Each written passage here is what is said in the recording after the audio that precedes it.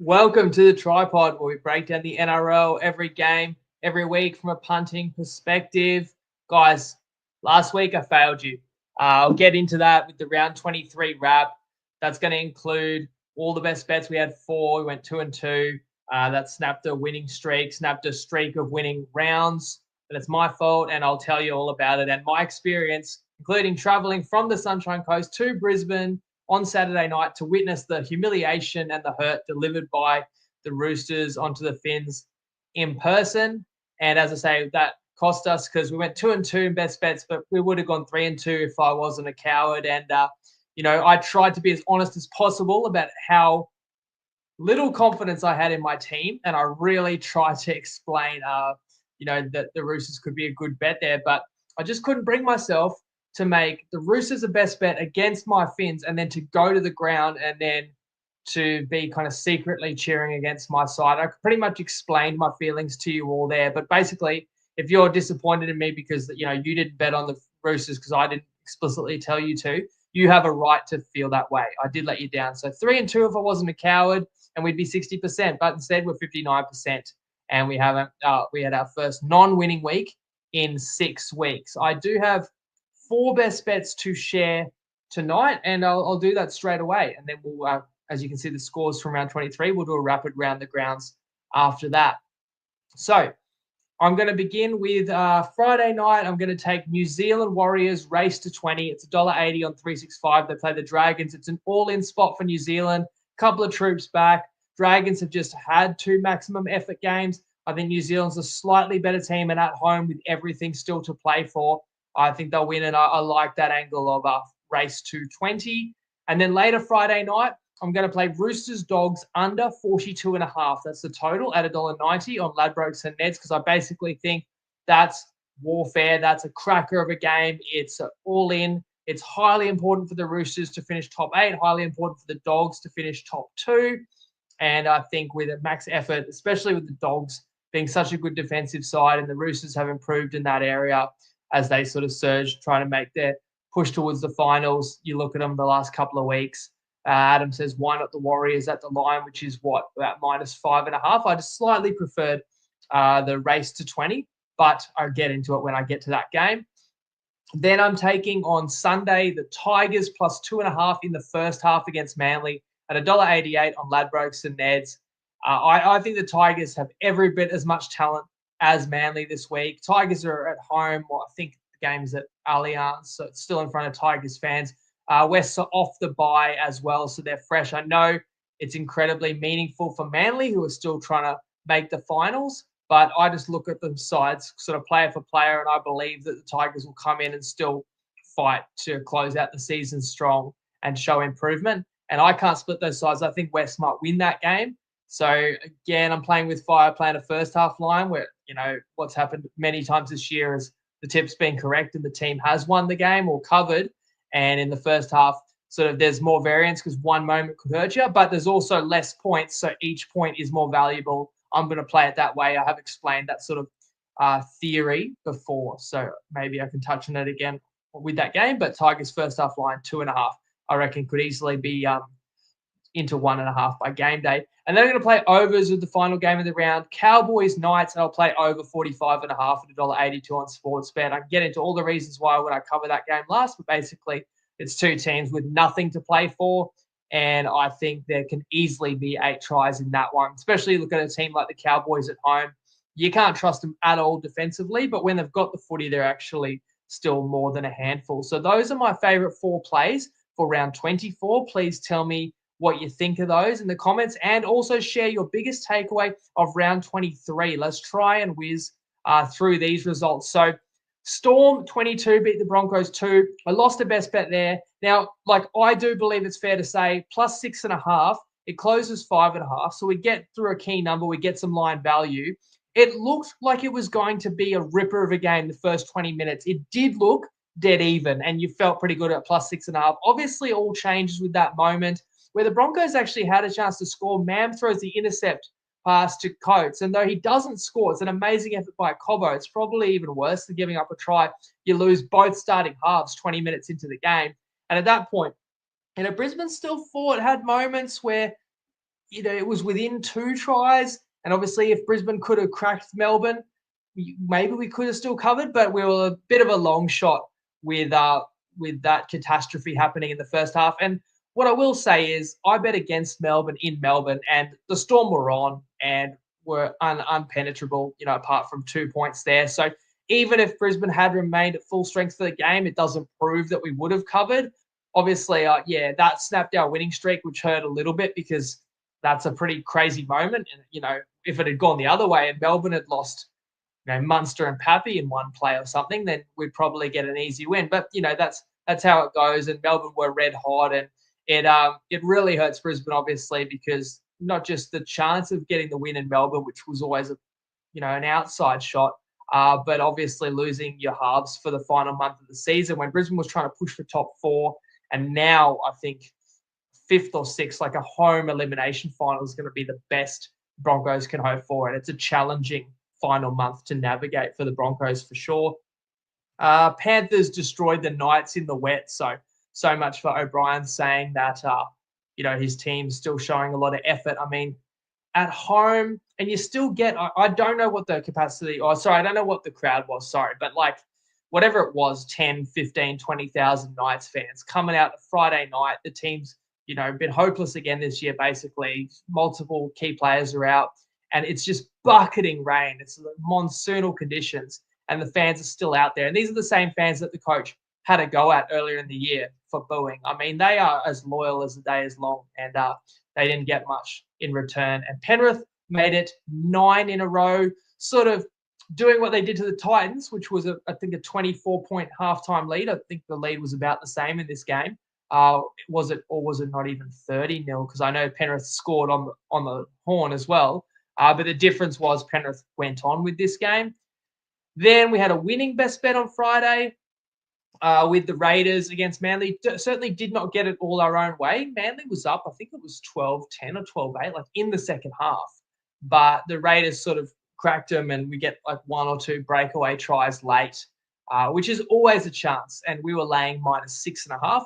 Another game, we got closing line value. It didn't end up mattering because, as you can see, it was a 16-point win by the Raiders, 28-12. But it did close, I think, 8.5, 9.5 on game day. And the Raiders, important win to make sure they stay, they actually had to leapfrog Melbourne after Melbourne won on Thursday to stay in top spot on the ladder. Update for those who are on the minor premiership bet, we got $1.83. The Raiders are $1.46 right now. It's still up for grabs between the Raiders and the Storm. But the Raiders have they've got a 2-point lead on the ladder. So just have to match pace with Melbourne the rest of the way. Then we had another loss. So the second loss of the weekend, I laid the points with Cronulla, and the Dragons were the better team. I actually thought, if anything, the Sharks built a lead in this game on the back of some fortuitous moments. And I thought that might break the Dragons' spirits, but the Dragons kept coming. Boy, the Sharks were sloppy in the second half. Incredibly disappointing for Cronulla. I talked about how Cronulla's got a really manageable draw, but, home to Cowboys, away to Dragons. These are games you're $1.50, but that doesn't mean you're going to win. You've got to take care of business. The Sharks couldn't do that. And the Dragons, I said they'd have to back up that Raiders effort. They got them the win over the ladder leaders, and it was a repeat. I mean, the Dragons had a couple scratched during the week. Was it Buchanan? Was it his debut? He's out there in the centres with a tough matchup there. And the Dragons in the second half, despite some nervous moments, holding on there, and a tough win against a rival. And I have not given the Dragons enough respect. I can't complain about being 59% this season, but if I'm going to self-critique, I shouldn't have gone against the Dragons as often as I have. And I'm against them on Friday night this week too, and I'll get into that. I have self-awareness, but I also can't change, what I believe about teams. And look, that was a derby game, so in hindsight, you could understand that the Dragons, were all in for that at home. I still thought the Sharks should have had too much class, so I was disappointed in Cronulla, as I'm sure Fitzy was. But my disappointment was only compounded sitting in the stands at Suncorp for a 64-12 defeat to the Roosters. So I want to paint a picture for you. Okay, so on Tuesday, I mean, I listen. If you go back and listen to what I said about this game, I said have as little confidence as I have had in any Dolphins game this year. I said I look at it. We've just lost Herbie, and the Roosters clearly have the better back line than us. Sam Walker's as good as Katoa, and then the Roosters clearly have the better forward pack. So, yeah, you're going to be a bit worried when the other team's got a clearly better forwards and clearly better backs, and, maybe the halves are a wash. And then I tried to counter and say, maybe a bit of spirit and home crowd and importance for Dolphins. We can fight, but, I would go nowhere near Dolphins for a bet. And after doing the pod 7 days ago, I only felt worse about it during the week. I'm like, why didn't I just give out that best bet? But as I explained, it's literally an emotional thing of, trying to be as objective as possible, but it is hard to bet against your own team when you go. I don't get to a game too often. And look, I didn't go to this Dolphins game on Saturday because I thought we're going to win, but sometimes you want to be there for games you don't think you're going to win, because if you do win, those are the most special ones. And so we're driving down there. I actually went to the game with a mate who, shout out to Heathy, who is a big Roosters fan. And I said to him, man, I think you're going to smash us as we're driving down there. And I said, honestly, if you don't win, you should be really disappointed because you're full strength. Our forward pack is so thin. We've lost Herbie. I'm so worried. We get to the ground. We walked in as it kicked off. I said, you're going to score before we even get to our seats. I just can feel it. Sure enough, we did sit down as Nwanga Tuaze had pinched an uncontested bomb. It's 12-0 before long. Then you get the double sin binning. To me, it's like some people might think, it's a big call by the ref. He sin bin 4 players. It's really not when you just send 2 from each side. It was unnecessary. And then I thought, well, 11 on 11, it's a soccer match. We just have to get the ball. Whoever has the ball the next 10. And the Dolphins actually forced a drop ball by the Roosters and score a try. And I'm like, all right, well, that's what we had to do. And then got in attack, had another chance to score and blew it. I think Zarko fumbled it, and that was as close as it got. And I was saying, you're going to smash us here, and it's 30 by halftime, and I'm going, our points differential is in danger. The Dolphins had 150 plus minus advantage over the Roosters, and I'm like, you beat us by 60. That wipes out 120 of it. Obviously it's a plus for the Roosters and a minus for the Dolphins. So in some ways we get off lightly that it's a 52-point win, which included, I think it was not an intercept try, but the Dolphins did take an intercept late that set up a try. And, a 50-point win by the Roosters still means the Dolphins got about a 50-point plus minus advantage, which is significant with 4 games to go. But yeah, it was awful to be there, just sitting there, just watching the Roosters tear us apart. And I just thought the Roosters were dead set red hot. And I also thought that, sometimes the biggest blowouts are not the games that you expected a mismatch. It's the games where a team went in really believing they were going to win. And once they fell down 3 or 4 tries, their heads are just spinning. It's funny, like the Titans, if I give an example, a week ago are down 24-0 to the Penrith. But they don't panic because they're like, yeah, we're the Titans. We're down 24-0 to Penrith. Like we didn't expect to be in this position, but it's not a shock. Whereas the Dolphins were down 24-6 to the Roosters and down 36 to the Roosters and gone, geez, we need to start making some things happen. And it just actually gets worse. So sometimes the best games to bet on a blowout are the ones that are actually a little bit closer in the market. Massive missed opportunity by me. And I do apologize to you guys. It's not like I never bet against the Dolphins. I've gone against them. We had a winning best bet against them only recently with Cronulla, right? But on that occasion, I left one on the table. What if that ends up costing me a 60% season? That hurts me. And I think last week I talked about, really appreciating the support behind the pod. We had the most viewers or listeners of any show this season. And I maybe that was because you guys really interacted. I asked you guys, if you want to support the show, like hitting like during the show, afterwards, dropping a comment, it all does help. And I think that helped me with engagement. So thank you for that. But also probably because we were on a 7 best bet winning streak, I think like more people were tuning in. So I'll let myself down with that one. And of course it doubly hurt triple pain really, because my Finns lost. And I went all the way to Brisbane and back to watch it.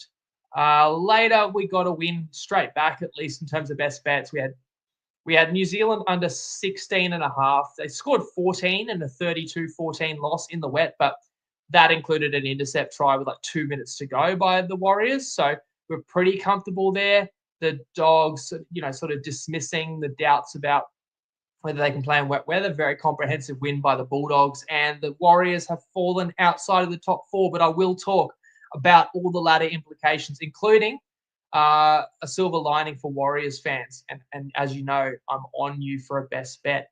And then Sunday was like 2 games that were not super awe-inspiring on paper, but got 2 great contests. Now, the Titans just finding ways to blow games. Latrell did come back in. Padonis was right. He was dead on. Like, it was a great call to take plus 8.5. So great play by the Padonis. And he sent his apologies. He just wasn't able to get a tip through tonight. But, sorry, did I miss some other winners by the sharpshooters? Benny Williamson did hit Timoko at 325 in the Raiders game. Matty the Undertaker played Raiders over 24.5. That was a winner. So, and I think Nicole did miss out with a try score for the Finns, but still we had 3 out of 4 sharpshooters get up. As I say, Padonis, great call with Rabbitohs. Although I do think the Titans should have probably built a bigger lead. At 12-4, it looked like it was all Gold Coast, but it's typical Titans just not being able to capitalise. And if you wanted a season to be summed up in one moment, it's Jaden Campbell stepping back on the inside, beating the fullback, and he nearly falls over the line a metre to the right of the post, but for some reason that's not close enough to ground the ball and gets up again. I don't know if it's Indigenous round. Jaden's dad himself is a Titans legend, Indigenous legend, whether he had a little tribute celebration going through his mind, forgets to plant the ball, and Latrell, of all people, makes the massive effort play, dislodges the ball, 7 tackle set Rabbitohs. You end up winning the game by 2 points. And then, I mean, how would you like to be Des Hasler? He's coaching for his career. And what I mean by that is, yes, he's coached 500 games, but I don't know if Des gets another go around after this or whether Des just retires and sails off into the sunset. And that, like, Des's coaching career could end in 3 games' time or 4 games' time, right? But if the Titans win a few, maybe Des gets another season, and avoiding the spoon would make a massive difference. And you've got Jaden Campbell, who, bottles basically the butchered try of the year, but then has the integrity to not stay down when he's hit in the face with like 90 seconds to go in front of the post. And you take your hat off to Campbell and say, we hate seeing players stay down, but he copped one across the chops, the whole stadium groaned. It's sad. Like, if Campbell stayed down, it would have been a penalty Titans. Who knows, may not have won, but I just like, how's Des feeling? Like, thanks for having great integrity and spirit of the game by not staying down at the end. I wish you, I wish you had a bit more spirit for the game when you got in the in goal and were sort of showboating or skylarking instead of just grounding the ball. Obviously, a couple of dead set coach killers. And then, I didn't think it was controversial, but the Cowboys were actually awarded the winning try. 22-19 was the score before the bunker then took it away. And thanks to a Mitch Moses field goal, the Eels won 19-18. So, decent amount of fight by the Cowboys there. But Parramatta, once again, showing some really promising signs to end the year. And I thought there was no debate. People are talking about whether Moses took a dive. I don't even think it matters if Moses took a dive. The ball was caught on the inside shoulder of the lead runner, who was Nane. Like, even if Moses tried to push past the lead runner and make a half tackle, you couldn't give that try. That's a textbook obstruction for mine. So all you could really say is that the Cowboys at least gave an effort in this one. But and it's always exciting when a game comes down to the wire, but no need to say a great deal more than that. So let's just cruise straight into round 24, because we've got a grand final rematch straight away on Thursday night. How good is that? And tell me in the comments, oh, yeah, Moses blowing up at De Silva was pretty funny. And obviously, Moses demands the ball. He's the captain. He's the highest paid player. He's the best player on the team. He wants the ball in a tied game.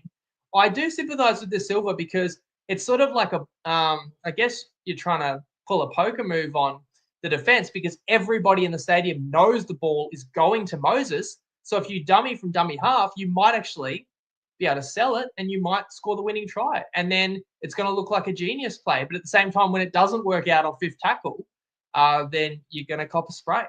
But it was pretty funny. And then question, what's your thoughts on the trainer getting involved on Sunday? Should there be a punishment? That one was, I think, a true, honest mistake. So Thursday night, tell me in the comments, is this the grand final again this year, Panthers Storm? Obviously it was last year, and obviously it was at the beginning of before the Panthers dynasty.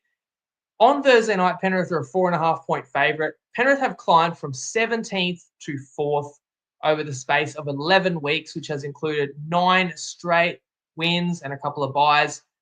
But the thing is, just because the Panthers have ascended this far, and no doubt because we all know that Penrith has the capability and deserves to be in the top 4, I just want to say Penrith are not assured to remain in the 4.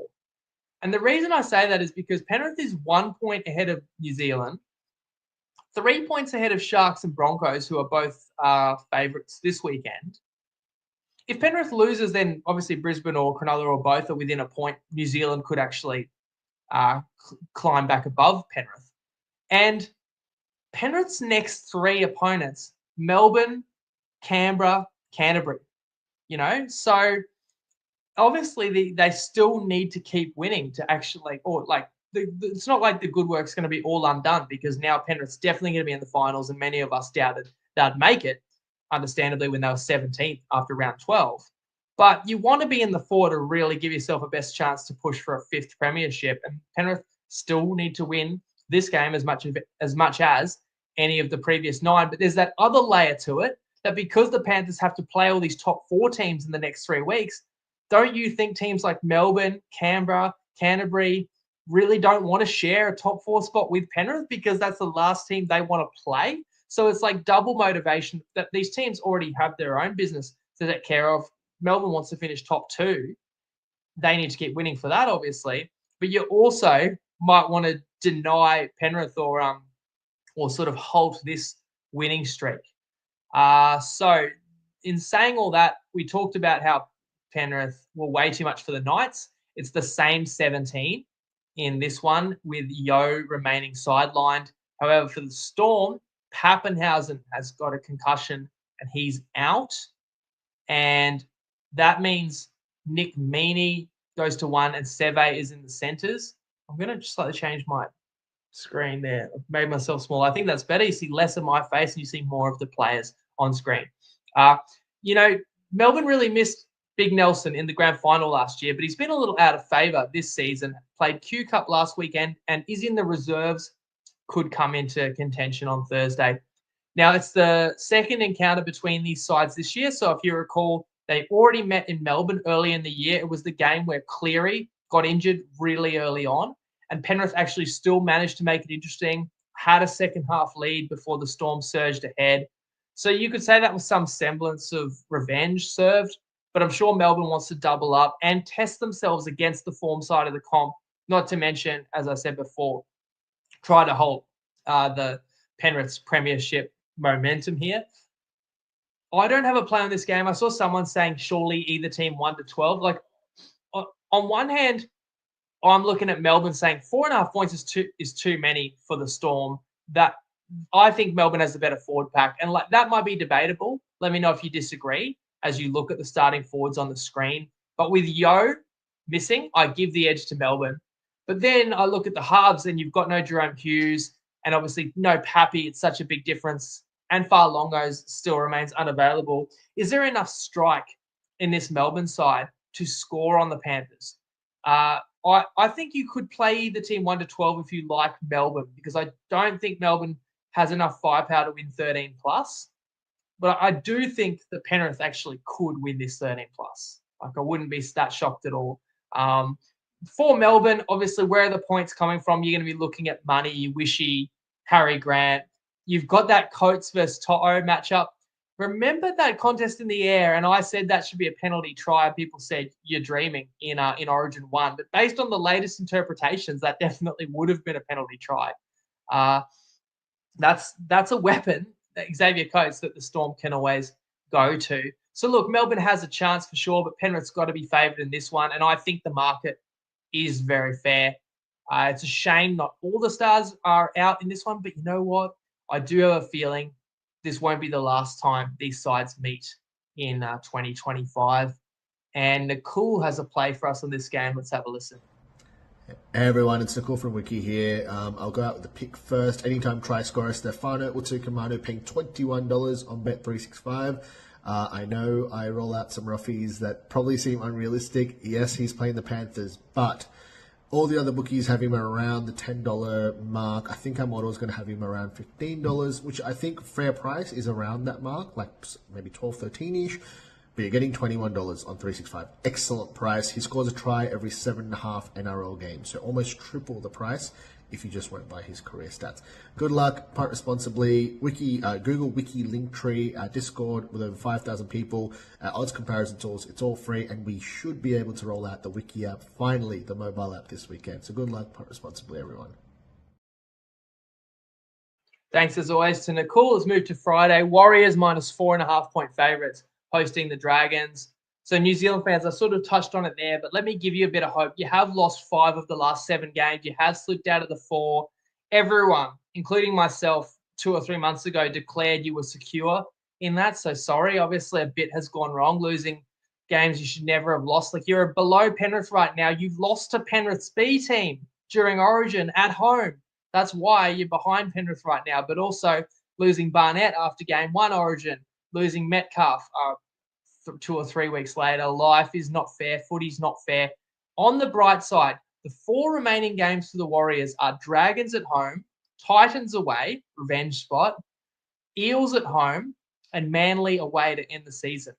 Now, I'm going to go out on a limb somewhat and say, New Zealand, if you win 4 out of 4, you will actually still finish in the top 4. I mentioned before, Penrith's next 3, Storm, Raiders, Dogs. You have a great opportunity to catch Penrith. I don't think Penrith's going to finish the year winning 13 straight. Not that they are not capable, but the likelihood is Penrith's going to drop 1, if not 2. So you still have everything that you set out to achieve this season in front of you. And the Warriors will definitely be favourites the next 3 weeks.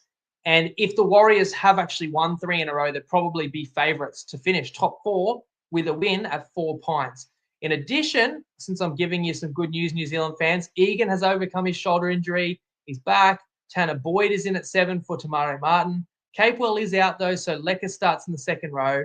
As for St. George, this is a team that's just playing for pride. And in fairness, the Dragons have displayed a great deal of that and won their local derby, despite several moments that went against the joint venture, to be fair. Sully and Laurie are out, though, and I'm playing New Zealand, despite the fact that I know I have faded the Dragons nearly every week and that grittiness has defied me more often than not.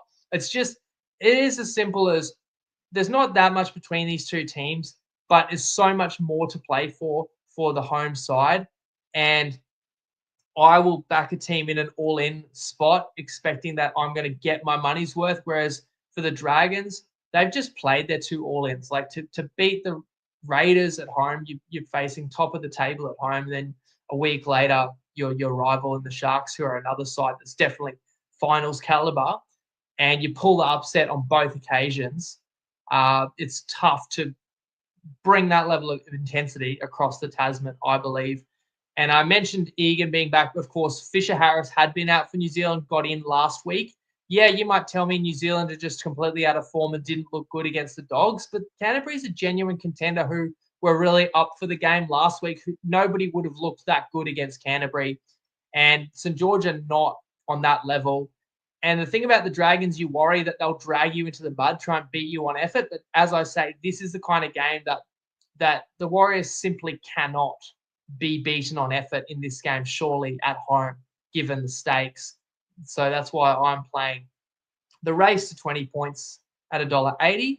And we do have another clip that I haven't viewed yet, but it's from Benny Williamson on this game. G'day, TryPod fam. As always, thanks to the lads for having me on. Pretty lucky with last week's bet, except Chris swooping on a loose ball late in the game to pick up a try at $3.20.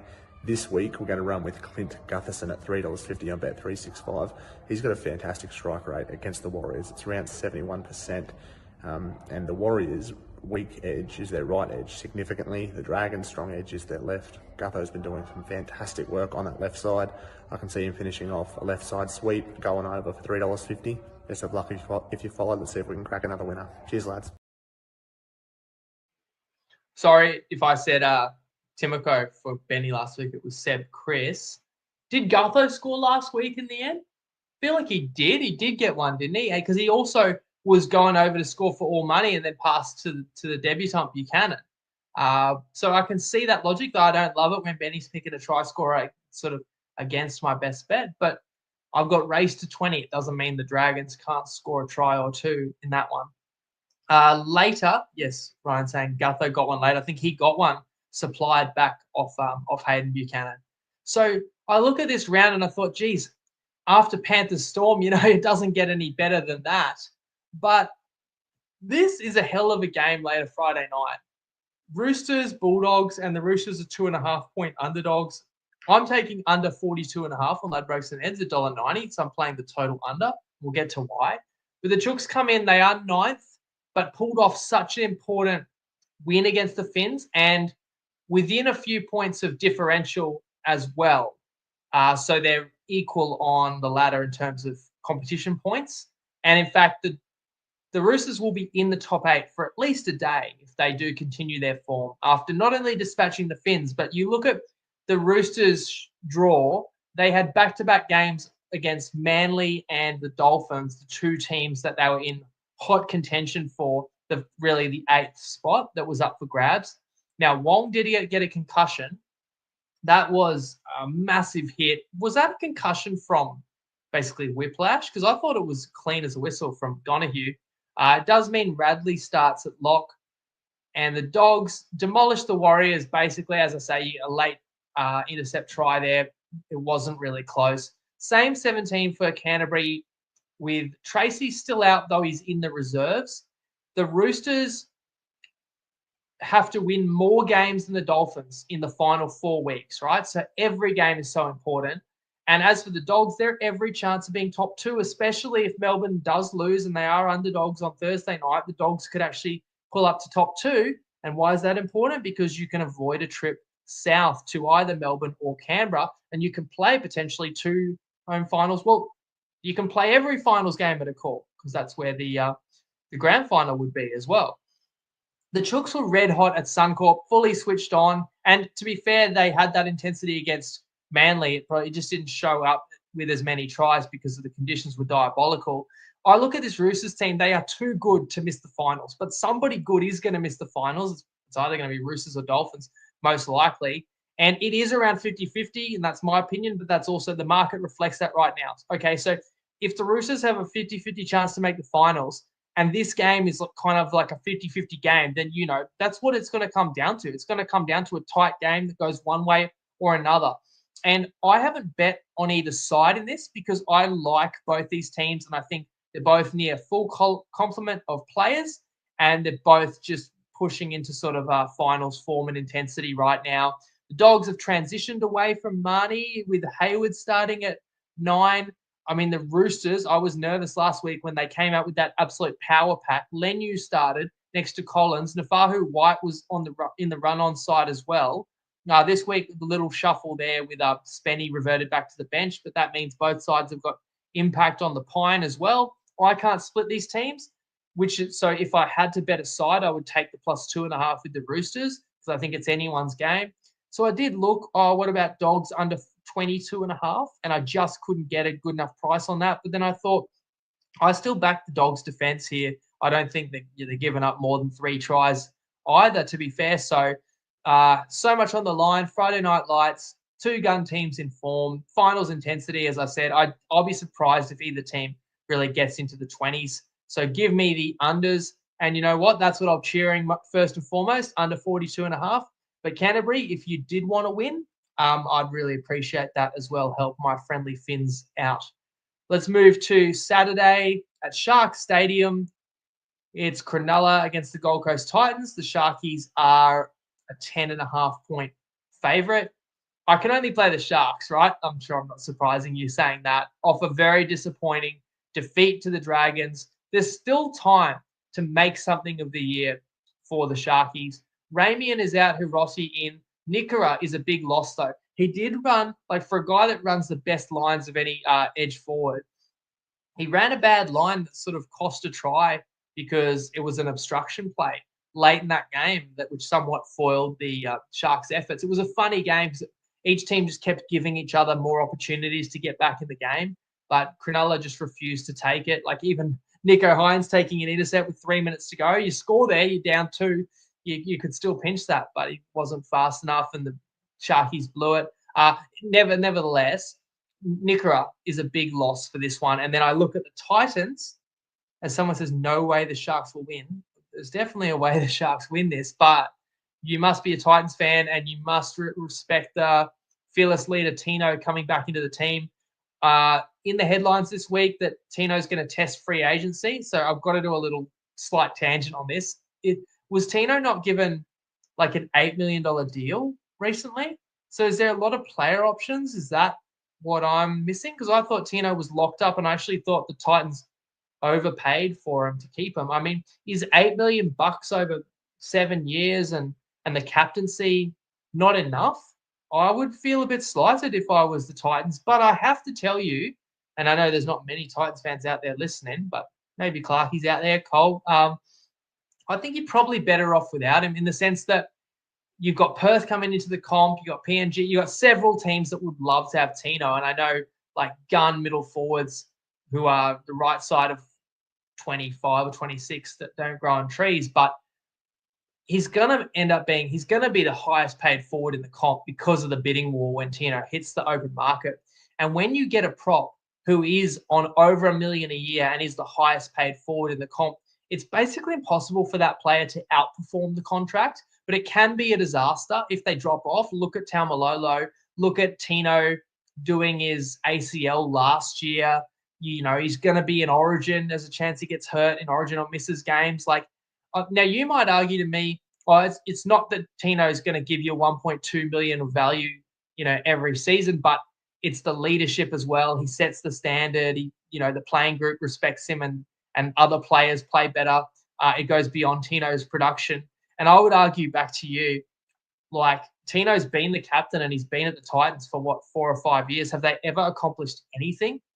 Like, and I'm not saying it's Tino's fault. I'm just saying it's not like having Tino there's this game changer that makes them, that raises the baseline to a minimum of a finals contender. Like, they're the favourites to win the spoon right now. So if that, comes to pass, then, at least that's money that can be spent elsewhere.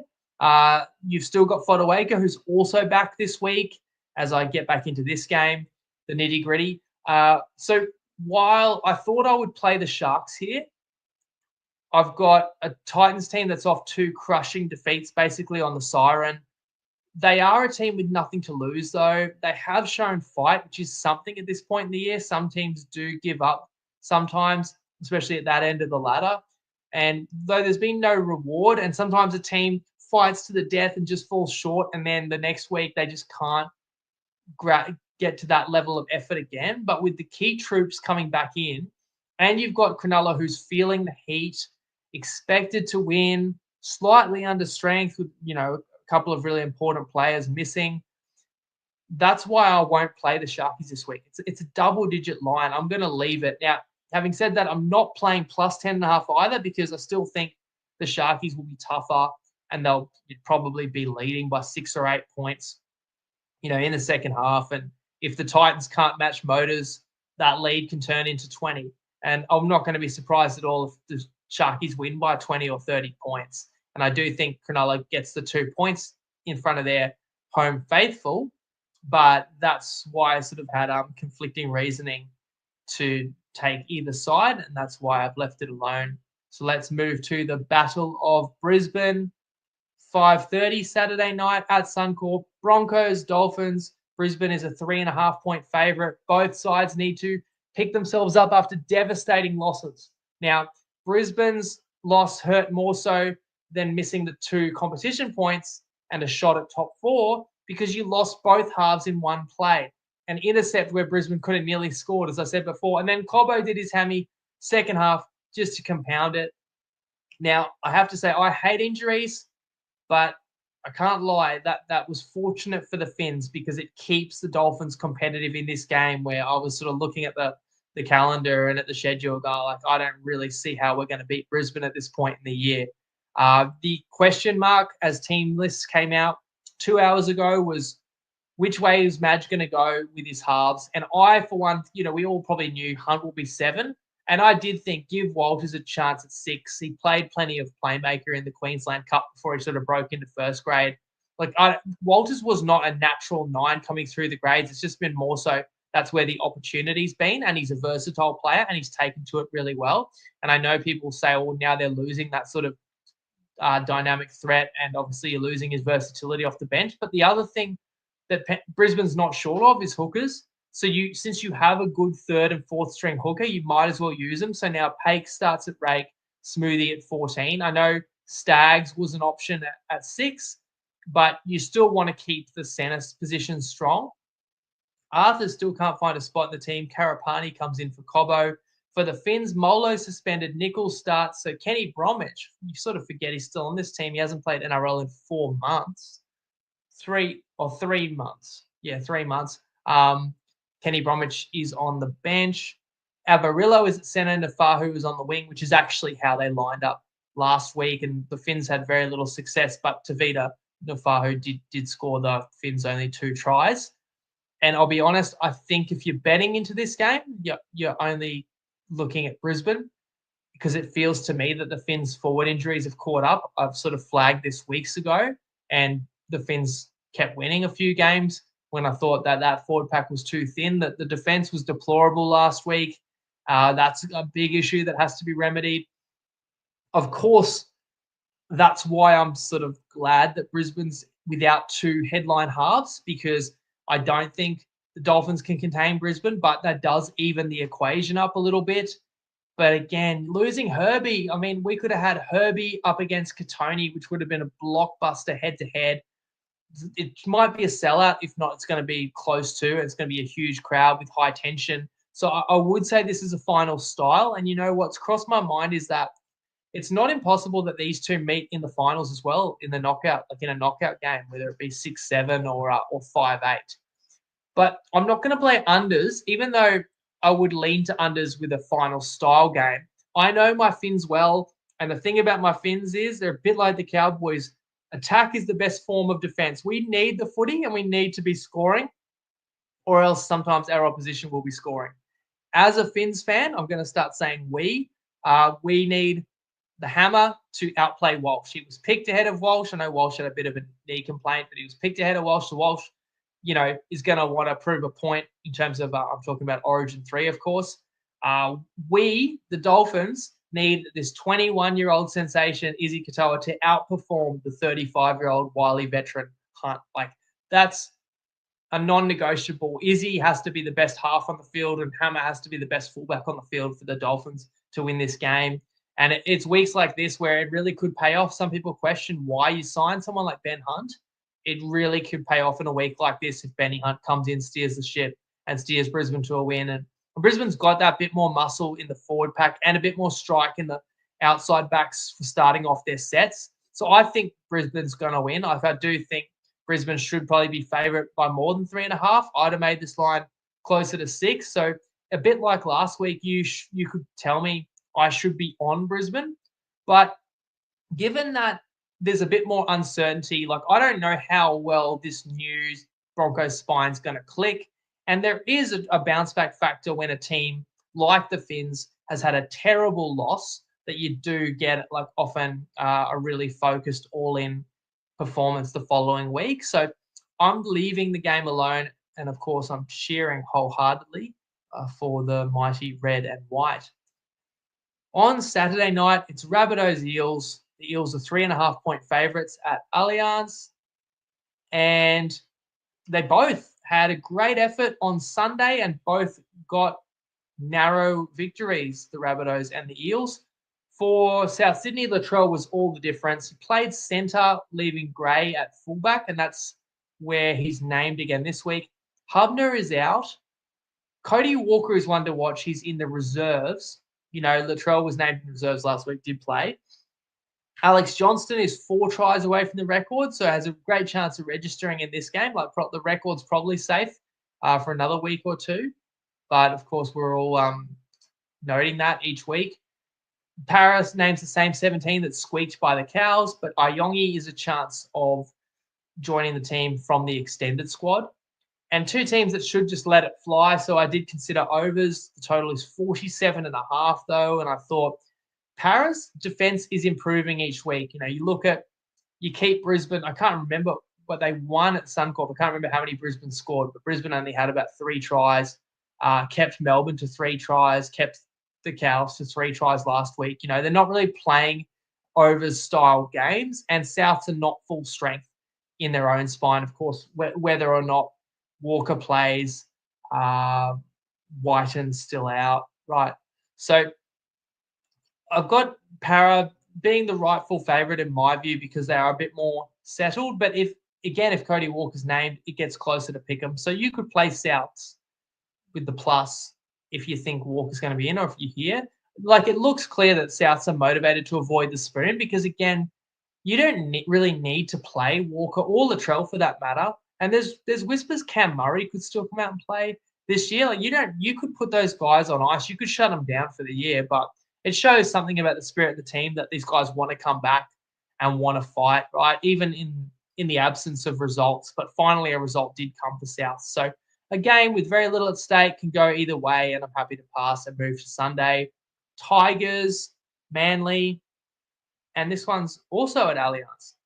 And the Tigers are a 4.5 point underdog, off a bye, and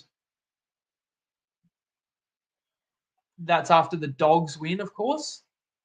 We've got, sorry, I can't read my own note there. Stafford Toa. That was what I was missing. Stafford Toa. Oh, what's happened now? Lost my shared screen. Sorry, I'll try and bring it back up. So Toa had been out and rejoins the team. Taylor May was in concussion protocol. We'll see if we get that back. That's pretty much I like to have that on the screen. Once again, takes attention away from my face and gives you more information. Sorry, I sort of lost my train of thought there. But Seyfarth is also out. Twal is at lock. Bolle starts at prop. And then for Manly, Gerbo, nasty concussion. But his brother, Ben, does return from concussion protocol. Lehigh Hopewadi is also in. But this time, Lehigh was on the wing with Turbo remaining at fullback. And Manly were in the fight, as I mentioned, in Canberra for a fair while. This is an absolute must-win for the Seagulls. They're looking at this saying, we can win this. We'll play the Dolphins next week at home. We can win that. We can still make the finals. And that's true for sure. But I do like what the Tigers are doing in terms of building this identity. They're such a better team with Buller back in there.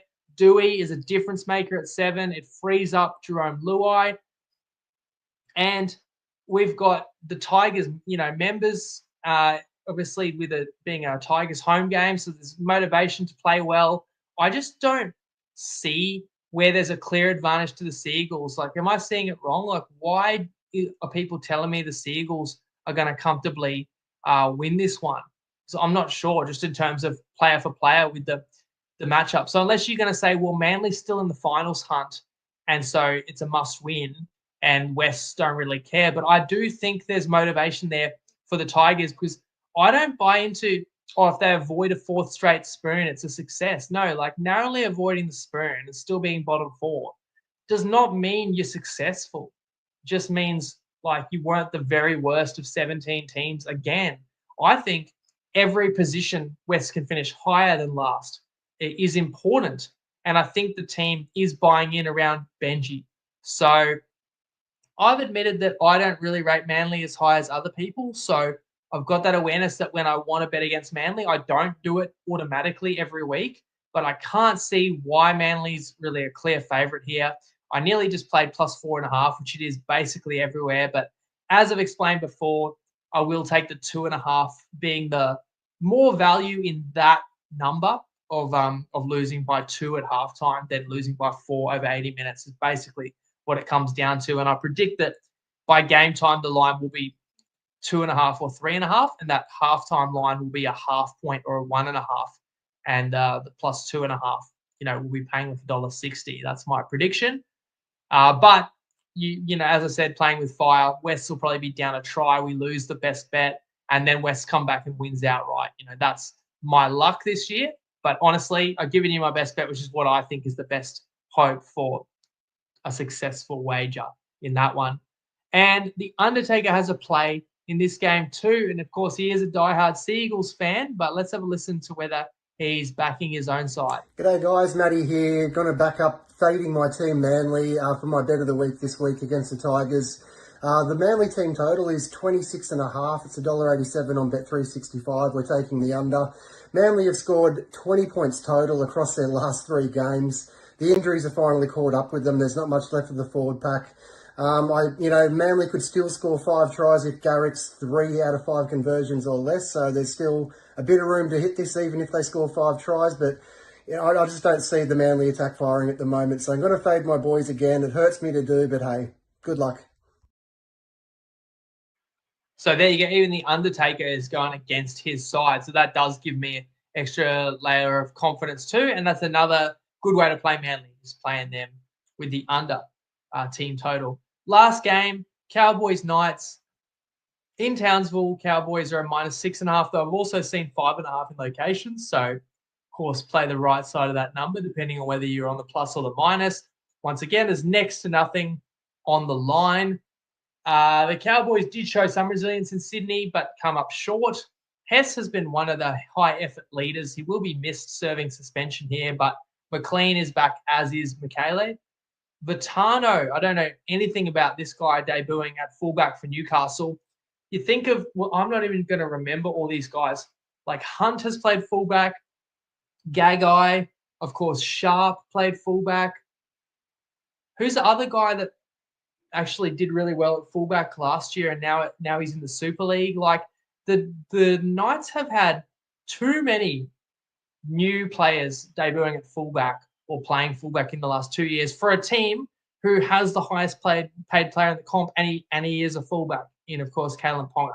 But Gagai, was all effort at the back, but is not a natural fullback, and this week is reverted into the centres. Frizzell starting at lock. Crossland is out. Jones and Matt Arthur are recalled to the bench.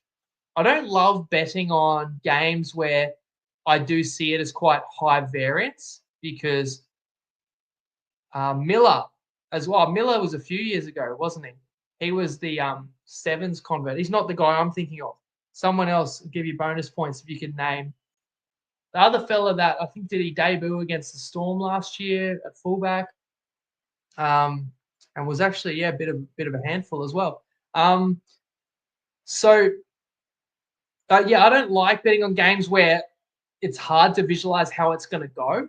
Armstrong is the player I'm thinking of. Thank you, average footy fan. So, quite a few players. And, it's good that you got that nursery to draw upon, but it's not great for continuity. However, I am just simply playing overs in a game between two teams where nothing's on the line. It's an afternoon game. The Cowboys are highly unreliable in defense, but they are still threatening an attack. And you might say, well, what have the Knights got in attack? And you want to play them over. And I have a feeling it'll be quite painful watching this game when the Knights have the ball. But I still think they'll come into the game and want to play positive, enterprising footy. This was the scene of the crime where these sides met in the finals. Can you remember that? These were both in the finals last year. And it was a Kalen Ponga draw and pass had he been able to execute away from a Knights upset, in fact. And not that game factors into the way I see this one, because I think it's going to play out very differently with so much less on the line. But that's why I'm playing the overs. I was just remembering, it is kind of crazy. Both these sides have fallen away. Both their coaches are under a fair bit of pressure. You could say that the coach being under pressure means the teams will fight harder, but that's if you assume that the coach is getting the best out of his players, which I don't think either coach has this season. I expect plenty of tries, probably 8+ does the trick between these two teams, who are both looking at barley flights as much as anything else. And that's how I see the round. Those are my 4 best bets. Appreciate your company as always. Please hit like on this video. It does make a difference, or drop a comment. Keep the conversation going. Let me know what you're liking in terms of your favorite plays this week or what you think of mine. And enjoy your week. I'll be back in 7 days to wrap it, see how we went, and do it all again. Lego.